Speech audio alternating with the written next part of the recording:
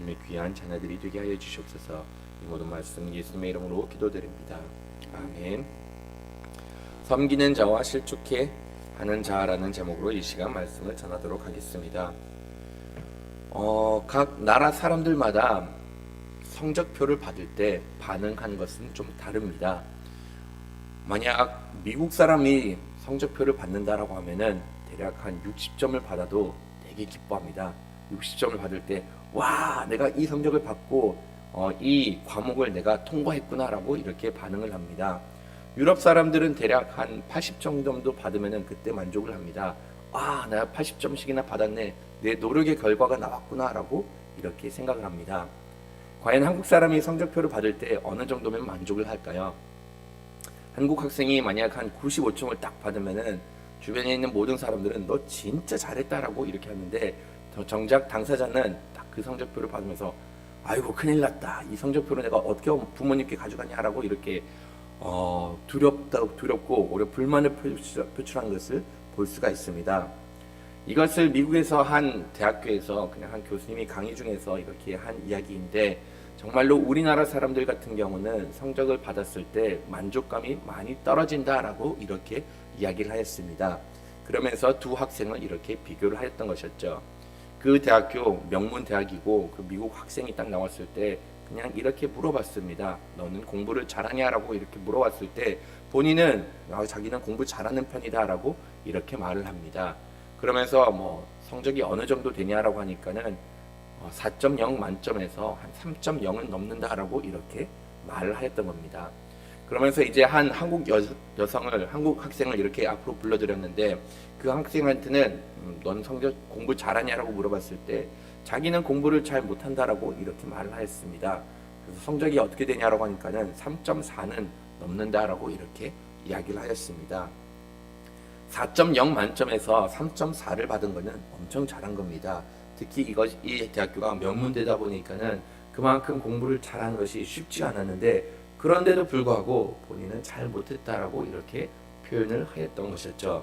실질적으로 그 학생과 좀 이야기를 해보니까는 그 학생 같은 경우는 또 공부를 워낙 잘해가지고 1년 동안 월반을 해버리는데도 불구하고, 그런데도 불구하고 본인은 이렇게 공부를 잘 못한다라고 이야기를 하였던 겁니다.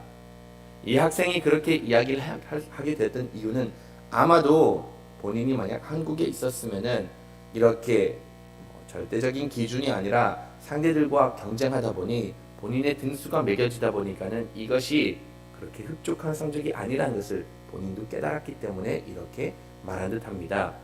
한국 같은 경우는 아무리 공부를 잘한다고 하더라도 이것이 절대적인 기준이 아니라 상대적인 기준으로 평가를 받기 때문에 나보다 잘하는 사람이 있으면은 자기가 아무리 4.0 만점에서 3.6을 가져도 만약 누군가는 3.7을 갖고 있으면은 자기가 그 사람보다 못하였기 때문에 내가 못한다라고 이렇게 여기기 마련입니다.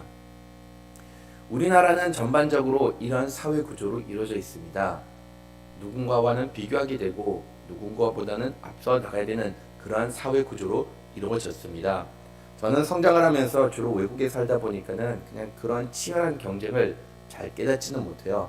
저도 그냥 어떻게 보면 외국 사고를 갖고 있어가지고 그냥 70점만 넘었다 그럼 합격 점수니까는 여기서 만족을 할 수가 있는데, 정작 이런 성적표를 한국 사람들과 비교해 봤을 때 어떻게 그런 성적을 받을 수가 있냐라고 말할 수 있을 정도로 그런 가치의 차이를 느끼는 것을 많이 경험했습니다. 물론 이런 경쟁이 심하다는 건 나쁘지는 않습니다. 우리나라가 이런 경쟁이 계속 있었기 때문에 계속해서 최고를 추구해 왔기 때문에 대한민국이라는 나라가 이렇게 발전을 할 수가 있었던 것이었죠. 하지만 다른 한편으로서 이런 치열한 경쟁이 있다 보니까는 이런 삶이 상당히 피곤한 삶을 살게 되는 겁니다. 만족감을 누리지 못하고 항상 상대와 비교를 하면서 이렇게 끊임없는 노력을 하는 그러한 사회에 살게 되었던 것이었죠. 우리가 생각하는 것, 내가 최고에 도달하기 전까지는 그런 가운데 행복이 없을 거라고 생각을 하곤 합니다. 그러다 보니까는 최고에 도달하지 못하면은 항상 시기와 질투 아니면은 이렇게 자괴감으로 사로잡히기 마련입니다. 그러면 반대로 우리가 최고의 자리에 도달했을 때 그럴 때는 만족감을 느낄까라고 생각을 해보면은 또 그렇지 않다는 것은 여러분들도 잘 아실 겁니다. 최고 자리에 도달했을 때 그때는 그 자리에 오르기까지 우선은 치열한 경쟁을 하게 됐고, 그런 다음에 때로는 정당한 방법, 때로는 정당하지 못하는 방법까지 동원을 해서 정말로 힘들게 올라가야 됩니다. 만약 그 최고의 자리에 도달했다고 하더라도 내가 이 자리를 유지하기 위해서 끊임없는 노력을 해야 한다는 것이죠. 그런 가운데 또다시 불안한 느낌으로 누군가 나를 치러 오지 않을까, 누가 나를 또다시 밀어내지 않을까, 그런 불안 가운데 이렇게 휩싸이게 됩니다. 물론 그런 불행한 마음뿐만이 아니죠. 어떤 이들은 최고의 자리에 도달하다 보니, 좀 쉽게 도달하다 보니 그냥 교만한 마음까지 같이 생기기 마련입니다. 나는 너희들보다 탁월해, 나는 너희들보다 훨씬 더 이 부분에서는 잘났기 때문에 내 밑에 다 있다라는 그런 착각 속에 빠져 있다는 것이죠. 이런 생각을 하다 보니 정작 최고에 있는 사람들도 거기서 만족감과 아니면은 이런 평안한 마음을 누릴 수가 없습니다. 만약 우리가 가게 되는 천국을 생각을 해본다라고 하면은 천국에는 과연 이런 서열이 있을까요? 이 세상을 불행하게 만드는 요소 중에 하나가, 이 세상을 살아가기 힘들게 만드는 요소 중에 하나는 우리가 남들과 계속 비교하고 끊임없는 경쟁을 하다 보니까는 이 세상은 갈수록 살아가기 힘들고 우리를 불안하게 만드는 그러한 구조가 형성이 되었습니다. 그러면 정작 우리가 천국에 가면은 이런 경쟁, 서열 다툼이 과연 있을까요? 한때는 제가 설교를 들으면서 이런 이야기를 들어봤던 적이 있습니다. 부끄러운 구원, 아니면은 천국에 갔을 때 너희들이 여러분들이 왕관을 쓰게 될 것이냐, 아니면 개털모자를 쓰게 되느냐, 이런 이야기를 들어봤던 적이 기억이 납니다. 저는 개털모자가 뭔지도 모르는데 그냥 만약 이런 이야기들이 사실이다라고 하면은, 이런 치열한 경쟁이 천국에도 있다라고 하면은 과연 그곳이 천국이 될 수가 있을까라는 생각을 해본 적이 있습니다. 천국이라는 것은 서로가 경쟁하고 서로가 앞서 나가는 그러한 구조는 이루어지지 않을 거라고 생각을 하고 있습니다. 이것은 예수님께서도 이렇게 말씀을 하고 계시는데, 제자들은 아직까지 천국에 대한 바른 개념이 없었던 것 같습니다. 그러다 보니까는 제자들이 예수님께 나와가지고 이렇게 질문을 합니다. 천국에서 과연 큰 사람이 누구인가? 라고 이렇게 물어보았던 것이었죠. 제자들이 이러한 질문을 갖게 됐던 것은 아마도 자신들이 예수님이 누군가 서서히 깨닫기 시작하고 조만간 예수님께서 권력을 잡을 그런 시기가 다가올 거라는 것을 깨달았기 때문에 이런 질문을 했을 거라 생각합니다. 그것 이외에 바로 앞전까지만 하더라도 변화산 사건이 있었기 때문에 지금 예수님, 모세와 그다음에 엘리야와 그런 초월적인 존재라는 것을 깨달았기 때문에 지금 예수님께서는 이 세상의 권력자만 되는 것이 아니라 정말로 하나님의 보내주신 사람이기 때문에 이런 가운데 우리가 예수님께 잘 보이고 예수님께 잘 섬긴다라고 하면은 하늘의 또 자리가 그들에게 주어진다라는 확신을 가졌던 겁니다. 그러면서 예수님께 만약 우리가 예수님을 잘 따르고 우리가 이렇게 예수님을 잘 섬긴다라고 하면은 예수님께서는 천국에서 우리를 어떻게 서열을 매길 것입니까? 여기에 관심이 있었던 것이었죠. 이들이 이런 생각을 가졌던 것은 아마도 그들에게 대한 특별한 대우가 있었기 때문에, 그들이 생각하는 특별한 대우가 있었기 때문에 이런 질문을 했을 거라 보고 있습니다. 예수님을 따르던 사람들 상당히 많았습니다. 자기가 자칭 제자라고 했던 사람들 정말로 수백 명이 되었던 것을 볼 수가 있습니다. 이렇게 수백 명이 예수님을 따르고 예수님의 제자가 되었는데, 그 중에서 예수님께서는 이 12 같은 경우는 특별히 예수님께서 부르시고 자기 측근으로 삼으시면서 항상 동행하고 동거동락을 했던 사람들이 이 12 제자들이다 보니까는 이들은 남들과는 이런 다른 부류의 사람들이었던 것을 본인들도 알고 있었습니다. 그것뿐만이 아니었죠. 이 12 가운데서 변화사연에 데려갔던 사람들은 단지 3명밖에 없었습니다. 베드로와 야고보와 요한. 이들은 이 12 중에서도 예수님께서 특별히 더 관심을 가졌던 사람들이었고, 이들은 이런 특별한 변화산에 올라가서 예수님의 변화된 모습까지 볼 수 있는 이러한 특권을 누렸던 그런 특별한 제자들이었습니다. 조만간 하나님의 나라가 임할 것 같고 조만간 권력을 잡을 것 같은 이런 상황 가운데서 그러다 보니까 제자들은 서로 경쟁하기 시작하였고 내가 그래도 한 위치를 해야겠다라는 그런 마음에 사로잡혔던 것이었죠. 무엇보다도 우리는 이런 불의들과 다르기 때문에 우리는 당연하게 구원을 받을 것이고 당연하게 한 몫을 할 거라는 그런 기대감을 가졌던 겁니다. 어떻게 보면 이들은 특별히 내세울 것은 없었는데도 불구하고 자신들이 이렇게 예수님의 측근이 되다 보니까는 특권 의식에 사로잡혀 가지고 자신들이 마치 한몫을 할 거라는 그런 기대감을 갖게 되었던 것이었죠. 근데 우리가 한번 생각해 볼 것은 과연 이 제자들이 정말로 특별한 것이 있었나요? 이들이 부름받았던 기준이 이들이 사회적인 위치가 좋았기 때문에 경제 활동을 잘했기 때문에 부하였기 때문에 이들이 부름을 받았을까요? 여러분들도 아시다시피 특별히 내세울 거 하나도 없었던 사람들이었습니다. 어부의 직종을 가져 있었고 그런 다음에 사람들로부터 무시받았던 세리의 직종을 갖고 있었기 때문에 이들은 사람들 앞에서 자기 명함조차도 내밀 수 없었던 그러한 신분을 갖고 있었던 것이었죠. 오로지 그리스도의 은혜로 부름을 받았는데도 불구하고 이들은 그냥 착각하면서 내가 마치 한 자리를 하겠다라는 그러한 마음을 품고 있었던 겁니다. 우리도 이런 마음을 품을 때가 간혹 있습니다. 그리스도인이 되었다고 해가지고 때로는 우리가 특권 의식에 사로잡힐 때가 있다는 것이죠. 어떠한 특권 의식에 사로잡힐 때가 있을까요? 우리는 우리가 그리스도인이 되었다고 해가지고 좀 더 거룩하다라는 생각을 하곤 합니다. 나는 하나님의 말씀을 따르기 때문에, 나는 구원받은 하나님의 백성이기 때문에, 나는 이제 죄의 용서를 받았기 때문에 세상 사람들과는 다르다. 세상 사람들보다는 내가 좀 더 거룩하고 세상 사람들보다는 내 삶이 조금 더 바르다라고 이렇게 생각을 할 때가 있습니다. 물론 우리가 세상 사람들과 비교했을 때 세상 사람들이 범하지 않는 죄를 세상 사람들이 범하는 죄를 좀 덜 범하는 경향이 있습니다. 하지만 여기서 다시금 생각하는 것, 과연 내가 생각하는 만큼 거룩한가? 과연 내가 생각하는 것만큼 내가 정말로 그렇게 특별한가를 한번 점검을 해볼 필요가 있습니다.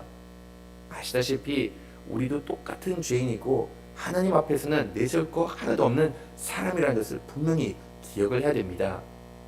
그렇기 때문에 예수님께서는 우리를 봤을 때 그냥 너희들도 똑같은 사람들이다. 오히려 그런 마음을 갖고 있는 거 교만하고 이런 교만한 마음으로 나의 제자가 될 수가 없다라고 이렇게 말씀을 해주고 계십니다. 이들의 잘못된 마음을 알고 계셨기 때문에 예수님께서는 한 아이를 가운데다 세우고 이렇게 말씀하십니다. 다 같이 18장 3절 말씀을 다시 한번 좀 읽어보도록 하겠습니다. 이르시되 진실로 너희에게 이르노니 너희가 돌이켜 어린아이들과 같이 되지 아니하면 결단코 천국에 들어가지 못하리라. 아멘. 예수님께서는 제자들에게 이렇게 말씀하십니다. 한 아이를 그들 가운데 세워놓고 하시는 말씀은 너희가 돌이켜 어린아이들과 같이 되지 않으면은 결단코 천국에 들어가지 못한다라고 이렇게 말씀을 하십니다. 아주 강력하게 말씀을 하시죠. 어린아이들처럼 돌이키지 않으면은 아예 구원조차도 누릴 수가 없다라고 이렇게 말씀을 하십니다. 여기서 예수님께서 요구하시는 것은 제자들에게 바로 앞에 있습니다. 너희들을 돌이켜 어린아이와 같이 되라라고 이렇게 말씀을 하신 것이죠. 지금 이 제자들의 문제를 정확하게 짚어내셨습니다. 이들 가운데는 특권의식과 교만과 자기 드러냄이 이렇게 있었기 때문에 이러한 모든 마음들을 돌이키기 전까지는 구원의 대상이 되지 못할 수도 있다라고 이렇게 가르쳐 주신 겁니다. 하나님께서는 이것을 우리로부터 요구를 하고 계십니다. 우리가 세상에 살아가다 보면은 어떠한 것들을 이룰 때가 있고 어떤 특별한 성취한 그런 것들이 생겨날 수가 있습니다. 이럴 때마다 하나님께서는 우리에게 하시는 말씀, 그런 마음 돌이키라. 너희들이 마치 어린아이와 같이 되라라고 이렇게 말씀을 하십니다. 이 돌이킨다는 단어, 만약 이 그냥 의미를 생각한다라고 하면은 구약에서 돌이킨다는 것은 어떻게 보면 회개하라는 그런 의미도 같이 담겨져 있습니다. 너희들이 만약 교만한 마음이 있고 특권의식에 사로잡혀 있다라고 하면은 돌이켜서 그 마음을 돌리라라고 이렇게 이야기를 하고 있다는 것이죠. 하나님께서는 교만한 마음을 지극히 싫어하십니다.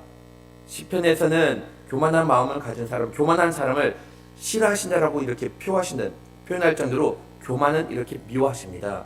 그런데 이렇게 보면은 어떻게 해서 교만하다고 해가지고 구원까지 누리지 못할까 생각을 할 수가 있는데, 교만한 사람은 어떤 특징을 갖고 있을까요? 하나님의 말씀을 받아들이지 않습니다. 교만한 사람들은 자기가 옳다라고 생각을 해가지고 자기가 생각하는 대로 행하고 자기가 옳다라는 주장을 끝까지 펼치기 마련이라는 것이죠. 교만한 사람, 이런 사람은 회개조차 하지 않기 때문에 진정 교만한 사람은 천국을 누릴 수가 없음을 예수님께서는 이렇게 강력하게 가르쳐주고 있다는 겁니다. 만약 우리가 이러한 교만한 마음이 있고 특권의식이 있고 내가 당연하게 천국에 간다라고 생각을 하면은 여기서는 이러한 교만한 마음을 우리로부터 내려놓으라고 말씀을 하신 겁니다. 오히려 우리가 어떤 마음을 가져야 되느냐, 마치 어린아이와 같이 하나님을 섬겨야 된다라고 이야기를 해주고 있습니다. 이때 당시 어린아이들은 어떤 사회적인 인물이었을까요? 내세울 거 하나 없었던 사람이었습니다. 심지어는 어린아이의 의견조차 듣지 않고 사람으로 쳐주지도 않고 있었던 것이 그때 당시 사회 풍조였습니다. 어린아이 그냥 심부름하기는 딱 적당하고 어린아이가 말하는 거 들어주기보다는 오히려 어린아이들에게 이렇게 지시하는 것이 그때 당시 사회의 구조였던 것이었죠. 그런데 예수님께서는 말씀하신 것, 정작 천국의 심이 된다는 것, 이런 어린아이와 같은 신앙생활을 해야 되는 것이고 무엇보다도 이런 어린아이들을 섬겨야 된다라고 이렇게 이야기를 하고 있습니다. 우리는 주로 어린아이를 섬기기보다는 섬김을 받는 것을 더 선호할 때가 있습니다. 낮아지기보다는 높아지기를 원하고, 정작 우리가 성공을 추구하는 이유 중에 하나는 내가 남들로부터 무시를 당하는 것을 원치 않기 때문에 성공을 추구할 때가 너무나도 많습니다. 성공을 추구하는 것 잘못되지는 않아요. 이왕이면은 우리가 주어진 그 모든 분야에서 최선을 다했을 때 성공이 주어지는 것이기 때문에 성공을 추구한다고 하더라도 이것이 크게 잘못되지는 않습니다. 하지만 내가 성공을 추구하는 이유 중에 하나가 내가 내 자신을 드러내기 위해서 남들을 짓밟아버리고 내가 내 뜻을 펼치기 위해서 성공을 추구한다라고 하면은 이런 마음 자체는 하나님께서 심판의 대상이 됨을 이렇게 가르쳐주고 있습니다.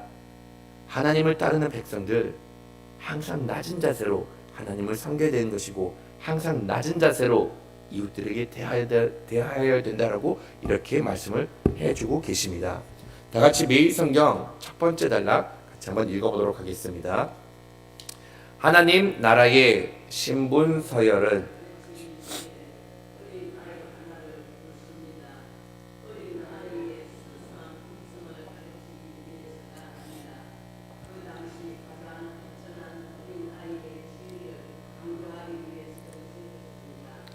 어린아이 지위까지 자신을 낮추는 이들이 모인 곳, 그리고 가장 큰 장은 천국이라 하십니다. 그러므로 천국의 모델하우스인 교회는 이 질서를 반영하여 세상의 계층 구조를 뒤집는 모양이어야 합니다. 순위 매기기 계매의 혈안이 된 경쟁 어머니지 않고 내 서열을 가는 지배당하지 않는 공동체여야 합니다. 복음의 능력을 빌려 남보다 높은 자리에 군림하는 것이 성공이요 복이라고 가르친다면 그것은 거짓 복음입니다. 이렇게 우리가 추구해야 되는 것이 정말로 무엇인가를 또다시 한번 생각을 해보게 되는데, 하나님을 믿고 따른다는 것, 내 자신을 들어서는 것이 아니라 오히려 연약한 사람들을 돌보는 것이고 내 자신을 그렇게 낮추는 것이 진정 하나님께서 원하는 것이다 라고 이렇게 예수님께서는 말씀하셨습니다.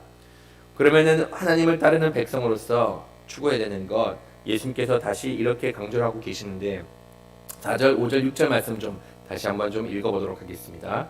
그러므로 누구든지 이 어린 아이와 같이 자기를 낮추는 사람이 천국에서 큰 자니라. 내 이름으로 이런 어린 아이 영접하면 곧 나를 영접함이니 누구든지 나를 믿는 이 작은 자 중 하나를 실족하게 하면 차라리 연장 맷돌을 그 목에 달아서 깊은 바다에 빠뜨려지는 것이 나으니라. 예수님께서는 분명히 이렇게 말씀하십니다. 너희들은 천국에 가가지고 커지려고 하고 높아지려고 하고 권력을 쥐어지려고 하는데 정작 천국에서 높은 사람은 이렇게 어린아이와 같이 낮은 사람이다 라고 말씀을 하셨습니다. 그러면서 우리가 하나님을 따르는 백성으로서 제자로서 추구해야 된 것 바로 이런 어린 아이 하나를 정말로 이렇게 연약하고 내세울 거 없는 사람을 섬기는 것이 우리가 해야 할 일임을 가르쳐주고 있습니다. 어린 연약한 사람들을 섬기는 것 자체가 하나님의 백성으로서 섬겨야 되는 부분입니다. 그러면은 우리가 이렇게 섬김을 하는 가운데 분명히 바른 방법과 잘못된 방법이 있음을 또한 가르쳐주고 있습니다. 많은 경우 사람들은 단지 예수님께서 말씀을 하셨기 때문에 내가 이렇게 약자들을 돌보고 그냥 이들을 섬기기만 하면 된다라고 하는데, 말씀은 분명히 가르쳐주는 것, 비록 섬기긴 하지만은 이들을 실족해 하면은 이것은 오히려 더 큰 징벌을 받는 제 대상이 됨을 가르쳐주고 있습니다. 물론 예수님께서 이런 말씀을 하셨을 때 이 말도 같이 언급을 하셨습니다. 우리가 살아가는 가운데 누구를 실족하지 않게 하는 것, 이거 불가능하다. 어떻게 하다 보면은 우리가 누군가는 실족을 하게 만드는데 이렇게 실족을 하게 만들면은 그만한 벌이 기다리고 있다라고 아주 강력하게 말씀을 하십니다. 그러면은 이 말을 우리가 어떻게 받아들여야 될까요? 누군가를 섬긴다가 사람들을 실족하게 만들면은 차라리 그러면은 실족하지 않게 만드는 것이 더 중요하지 않은가라고 생각을 할 수가 있습니다. 근데 여기서 예수님께서 말씀하신 것, 그냥 계획적으로 이들이 하나님의 나라에 가지 못하도록 그냥 교만한 상태대로 이들을 섬기는 것, 이들이 하나님의 영광을 바라보고 하나님의 사랑을 경험을 해야 되는데 그렇게 하지 못하고 오히려 이들이 하나님으로부터 떠나가게 만드는 그런 사람들은 심판의 대상이다라고 이렇게 이야기를 하고 있습니다. 하나님의 영광을 바라보지 못하고 진리를 깨닫지 못하고 오히려 그냥 자기의 멋대로 이렇게 섬기는 것, 그것은 심판의 대상임을 이렇게 가르쳐주고 있습니다. 우리가 남들을 섬길 때 과연 어떻게 섬기는 것이 하나님께서 기뻐하게 섬기는 것일까요? 물론 말씀에 따라 섬겨야 됩니다. 하지만 더 중요한 것은 상대방이 이 섬김을 어떻게 받아들일 것인가를 또한 외면을 할 수가 없다는 것이죠. 많은 경우 사람들이 친절을 베풀 때 자기 기준으로 친절을 베풀 때가 있습니다. 이것이 좋은 행동이니까는 상대방도 당연하게 좋을 것이라는 생각으로 그렇게 상대방한테 대할 때가 있다는 것이죠. 하지만 이런 섬김은 결코 상대방이 좋아하지는 않습니다. 오히려 자기 중심으로 교만한 마음으로 상대방에게 도움을 주는 것이고 상대방에게 정작 필요한 것은 외면하는 그런 섬김밖에 되지가 않는다는 것이죠. 우리가 진정 하나님의 자녀라고 하고 겸손한 마음으로 이렇게 연약한 사람들을 섬긴다라고 하면은 우리의 시선으로 그 연약한 사람들을 도와주는 것이 아니라 오히려 우리의 시선을 낮추고 진정 상대방이 필요한 것이 무엇인가를 배려를 하면서 섬겨야 한다는 겁니다. 최근에 제가 한 성도님과 이렇게 이야기를 나누다가 이 비슷한 주제를 이렇게 나누게 되었습니다. 그러면서 그분이 하셨던 말씀이 자기가 생일이었을 때 배우자가 자기에게 자명종 시계를 선물을 해줬다라고 이렇게 말합니다. 본인은 그 시계를 받았을 때 그렇게 기분이 안 좋다라고 이렇게 말씀을 하시더라고요. 그 이유는 나는 이것을 원치 않았는데 정작 이 선물을 주었던 것은 배우자 본인이 필요하였기 때문에 그래서 마치 선물을 주는 척하면서 상대방이 이것을 받으면 기뻐할 거라는 것을 요구하면서 선물을 해줬기 때문에 오히려 이 시계를 받았을 때 기분이 상당히 안 좋다라고 이렇게 표현을 하였습니다. 섬김도 이와 마찬가지입니다. 아무리 우리가 선의를 가져서 상대방이 도와준다라고 이렇게 이야기를 하지만은 정작 상대방이 그것을 원치 않는다라고 하면은 그것은 남을 오히려 실족하게 만드는 그런 행동밖에 되지가 않는다는 것이죠. 예수님께서도 이와 같이 마찬가지로 말씀해 주십니다. 이런 실족하게 하는 것 하나님께서 기뻐하시지 않을까는 우리가 이웃을 섬길 때 역시 마찬가지로 겸손한 마음이 필요하고 우리가 항상 생각해야 되는 것 이런 어린 영혼이 주님 앞에 나갈 수 있도록 인도하는 것이 우리에게 주어진 사명이자 책임임을 가르쳐주고 있습니다. 이 모든 가르침을 봤을 때 그 근본은 다름 아닌 겸손에 들어있다는 것을 보게 됩니다. 하나님 나라에서 더 큰 자, 더 작은 자 없습니다. 하나님께서 주신 능력은 다를 수가 있지만은 이 능력으로서 우리가 해야 되는 것 보다 연약한 사람들을 도와줘야 되는 것이고 내가 무엇인가 앞서가는 것이 있고 내가 무엇인가 더 잘하는 것이 있으면은 그 특출난 분야로 연약한 사람들 그런 능력을 가지지 못한 사람들을 이렇게 배려하고 도와줘야 되는 것이 바로 하나님을 따르는 제자이자 천국 백성임을 가르쳐주고 있습니다. 오늘도 우리가 주님으로부터 받은 은혜를 내가 특별히 하나님으로부터 받은 은혜가 많다라고 하면은 그 부분을 이웃에게 전하는 주님의 자녀가 되기를 간절히 바라겠습니다. 다 같이 주기도문으로 예배를 마치도록 하겠습니다. 하늘에 계신 우리 아버지여 이름이 거룩히 여김을 받으시오며 나라가 임하시오며 뜻이 하늘에서 이루어진 것 같이 땅에서도 이루어지이다. 오늘날 우리에게 일용할 양식을 주옵시고 우리가 우리에게 죄진 자를 사하여 준 것 같이 우리 죄를 사하여 주옵시고 우리를 시험에 들게 하지 마옵시고 다만 악에서 구하옵소서. 대개 나라와 권세와 영광이 아버지께 영원히 있사옵나이다. 아멘.